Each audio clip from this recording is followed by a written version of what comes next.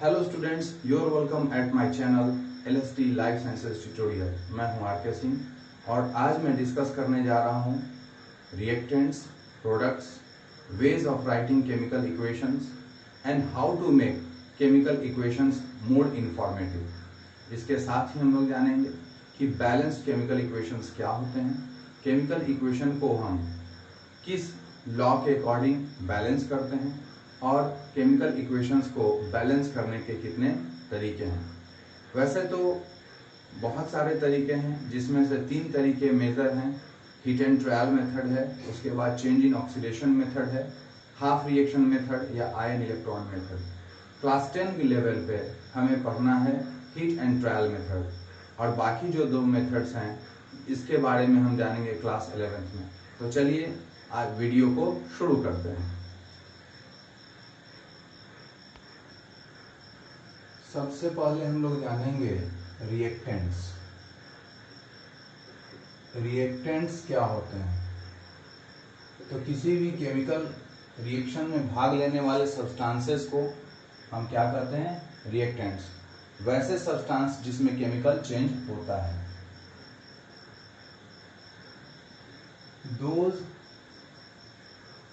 substances that take part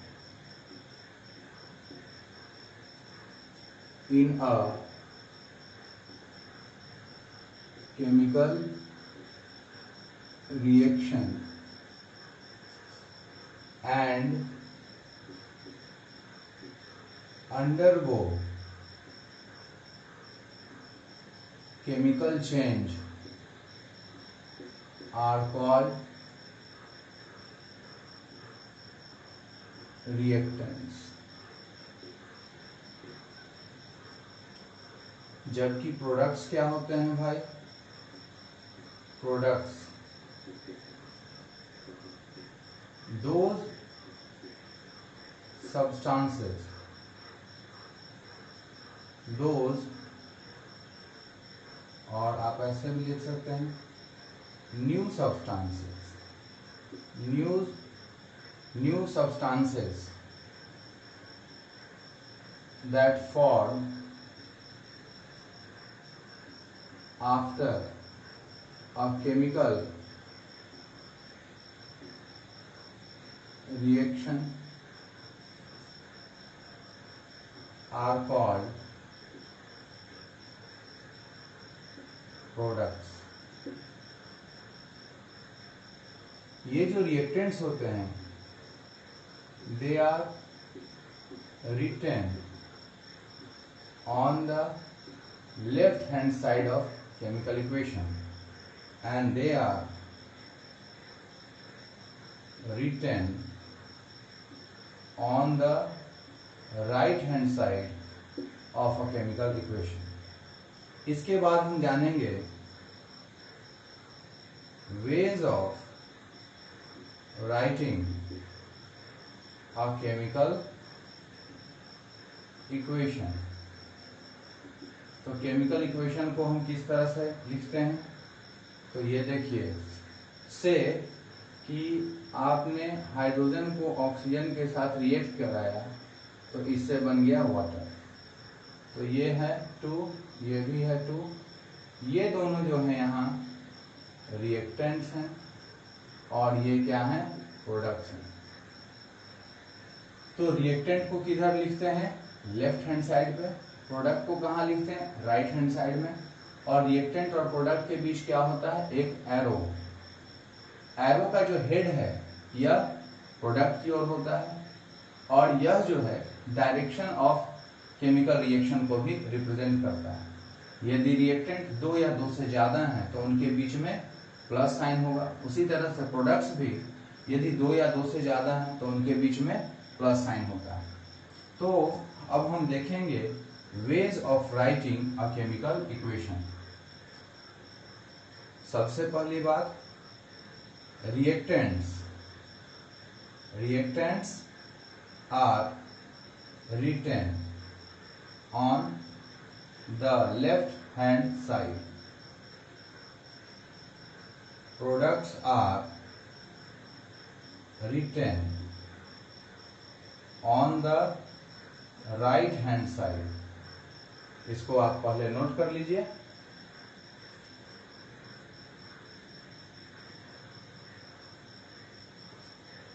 इसके बाद देखेंगे an arrow sign is given between the reactants and the products.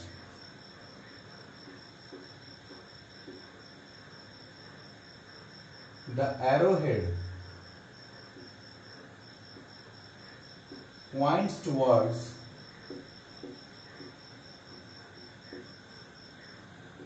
the product and it represents the direction of the chemical reaction। यानी कि यह chemical reaction के direction को represent करता है।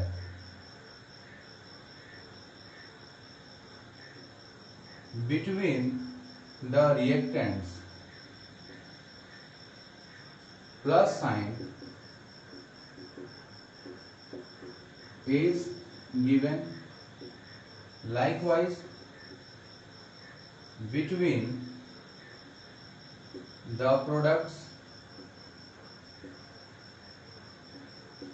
plus sign is given। तो इस तरह से हम किसी केमिकल रिएक्शन को रिप्रेजेंट करते हैं। इसके बाद अब हम देखेंगे ways of making a chemical equation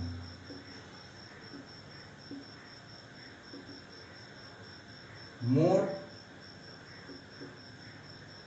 informative. यानी कि हम किसी केमिकल इक्वेशन को मोर इंफॉर्मेटिव कैसे बना सकते हैं। तो इसके लिए हम क्या करेंगे, दो मेथड्स हैं। सबसे पहले क्या करेंगे, by considering the state of the reactants and products. यानी कि जो रिएक्टेंट्स हैं और जो प्रोडक्ट्स हैं उनका फिजिकल स्टेट क्या है उसको हम कंसीडर करेंगे। और इसके लिए हम लोग क्या करते हैं, for this we right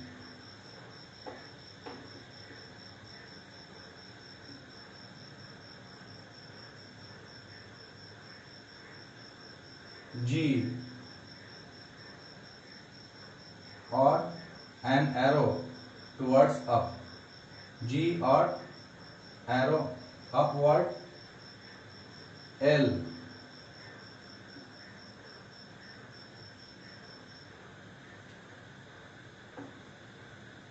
aqua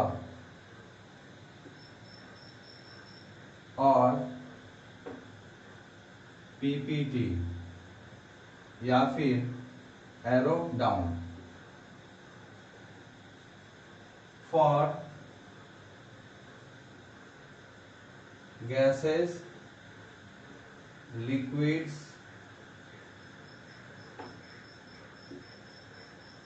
aqueous solution and precipitate respectively in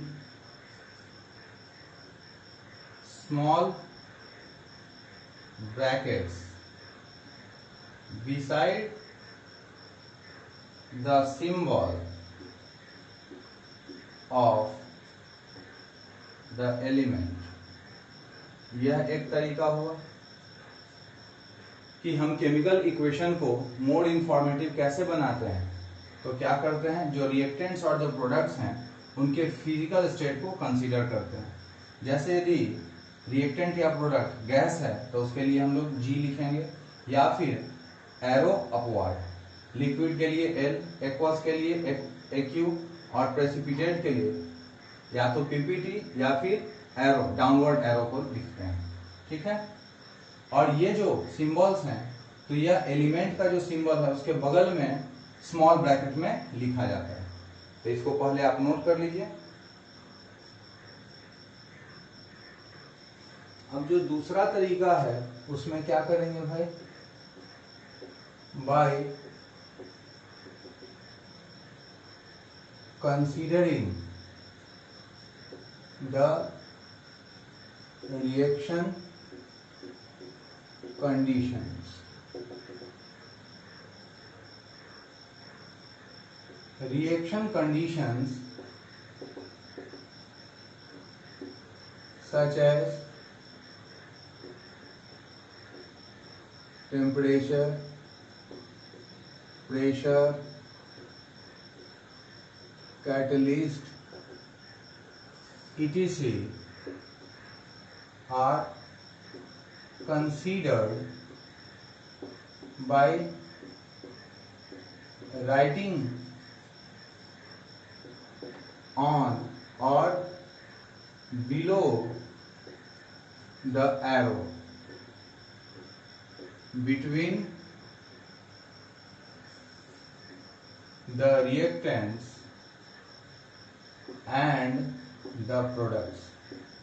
यानी कि रिएक्टेंट्स और प्रोडक्ट्स के बीच में जो एरो होता है उसके ऊपर या नीचे हम क्या लिखते हैं कि रिएक्शन किस टेम्परेचर पे हो रहा है, उसके लिए रिक्वायर्ड प्रेशर क्या है, यदि कैटलिस्ट है तो कौन सा कैटलिस्ट है। तो ये हम एरो के या तो ऊपर या फिर नीचे लिखते हैं। और इस तरह से इन दो तरीकों से हम किसी केमिकल इक्वेशन को मोर इंफॉर्मेटिव बनाते हैं।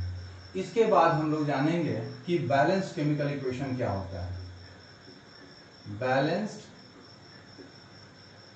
केमिकल इक्वेशन,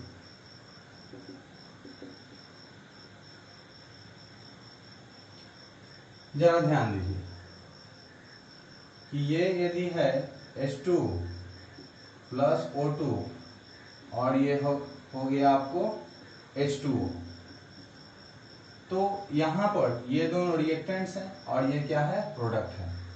यानी ये दोनों क्या है, रिएक्टेंट्स हैं और ये क्या है, प्रोडक्ट है। रिएक्टेंट में हाइड्रोजन के एटम्स यहाँ कितने हैं, 2 है। यहाँ भी हाइड्रोजन के एटम्स 2 हैं। यहाँ पर ऑक्सीजन के एटम्स 2 हैं, लेकिन यहाँ पर ऑक्सीजन का एटम एक ही है। इसलिए यह जो रिएक्शन है, यह जो इक्वेशन है, यह क्या है, अनबैलेंस्ड है, स्केलेटल इक्वेशन है। इसको बैलेंस करने के लिए हम क्या करेंगे, क्योंकि यहाँ ऑक्सीजन 2 है, तो जब हम इसको हम बैलेंस करते हैं तो क्या करते हैं, इसके मॉलिक्यूलर फॉर्मूला में कोई चेंज नहीं करेंगे। ये जो मॉलिक्यूलर फॉर्मूला है इसमें कोई चेंज नहीं करेंगे। तो कैसे बैलेंस होगा, तो ऑक्सीजन को बैलेंस करने के लिए हमें यहाँ एक न्यूमेरल देना होगा। और जब हम न्यूमेरल यहाँ देते हैं तो ऑक्सीजन तो हो गया 2, लेकिन हाइड्रोजन हो गया 4, इसीलिए इस हाइड्रोजन को भी 2 से। अब यह जो इक्वेशन है यह बैलेंस केमिकल इक्वेशन। यानी बैलेंस केमिकल इक्वेशन क्या है, एक ऐसा केमिकल इक्वेशन जिसमें जो डिफरेंट एलिमेंट्स के एटम हैं, तो जितने रिएक्टेंट में हैं उतने ही यदि प्रोडक्ट में है, तो ऐसा इक्वेशन क्या कहलाएगा, बैलेंस्ड केमिकल इक्वेशन। यानी क्या हो जाएगा, those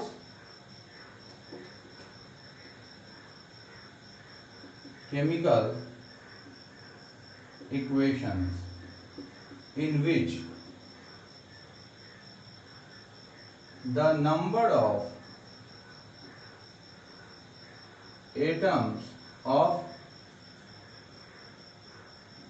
various elements are the same on the two sides of those chemical equations in which the number of atoms of various elements are the same on the two sides, that means LHS and RHS are called balanced chemical equation. ठीक है, इसको अब आप note कर लीजिए। आखिर chemical equation को balance करना क्यों जरूरी है? तो हम केमिकल इक्वेशन को बैलेंस इसलिए करते हैं ताकि यह law of conservation of mass को ओबे कर सके। तो हम यहां देखेंगे reason of balancing a chemical equation.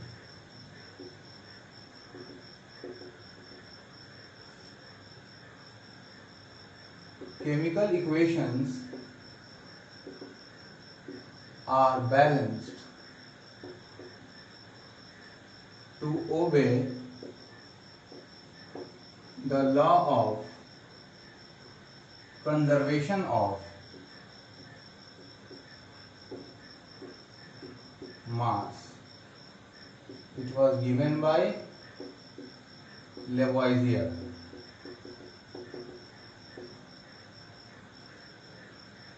ठीक है, इसके बाद हम देखेंगे law of conservation of mass.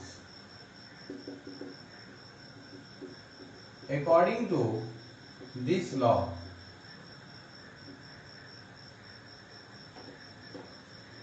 Mass can neither be created nor be destroyed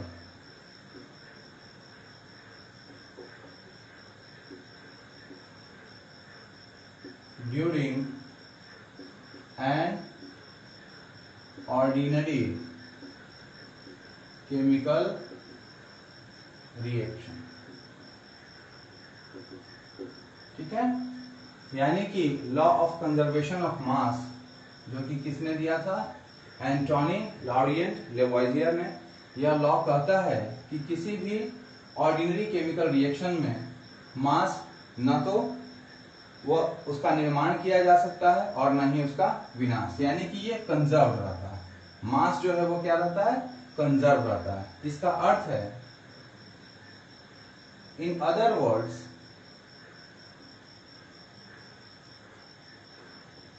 it can be said that the number of atoms of various elements is the same before and after or after an ordinary chemical reaction। इसके बाद अब हम देखेंगे methods of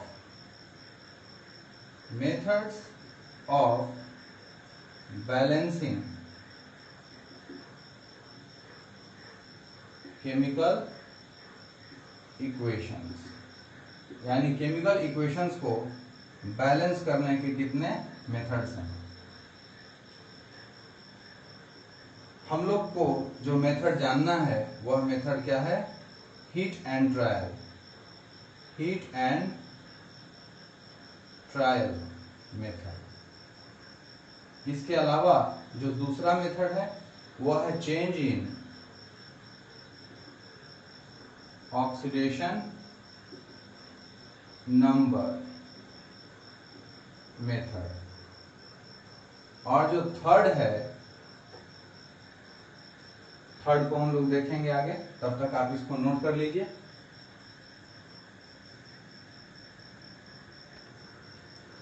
जो third method है वो है half reaction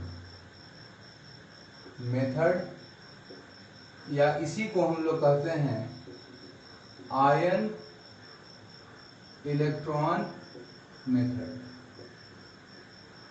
तो ये कुल मिलाकर के 3 मेथड्स हैं, जिसमें से क्लास 10 में हिट और ट्रायल मेथड के बारे में जानेंगे, जबकि बाकी 2 मेथड्स के बारे में हम लोग क्लास 11 में पढ़ेंगे। तो चलते हैं, हम लोग देखते हैं hit and trial method for balancing a chemical equation। ठीक है, चलिए for example balance the chemical equation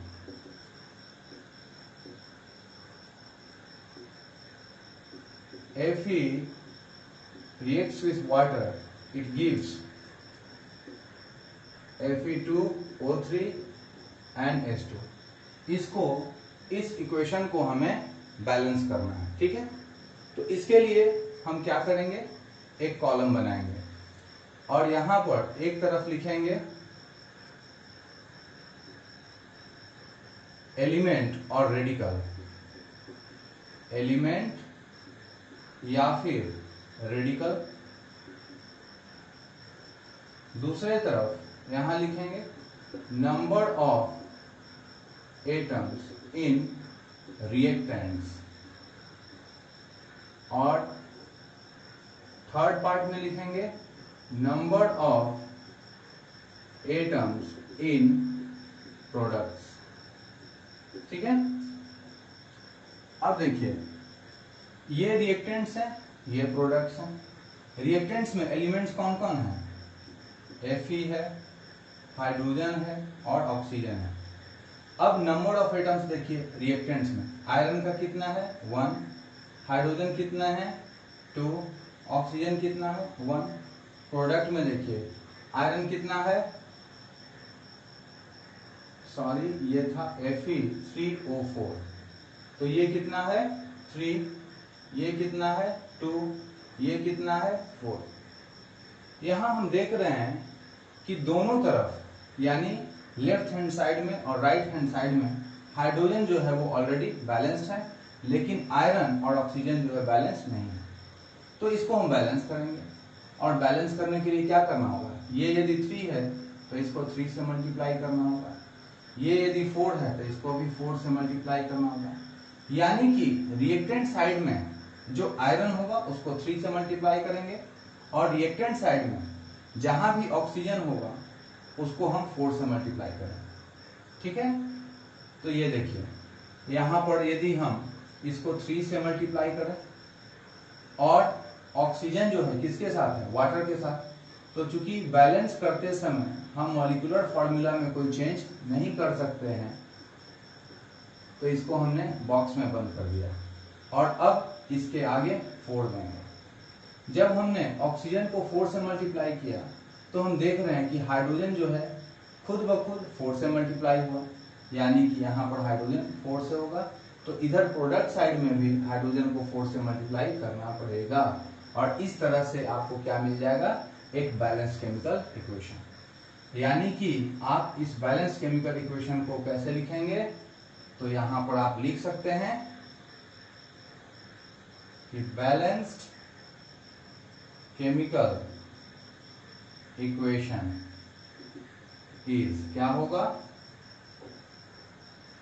ये हो जाएगा आपको 3Fe plus 4H2O, it gives Fe3O4 plus 4H2। तो ये आपका क्या हो गया, बैलेंस केमिकल इक्वेशन। ये बहुत ही आसान तरीका है, और आप इसकी सहायता से जितने भी प्रॉब्लम्स हैं इसको आप सॉल्व करने की कोशिश कीजिए।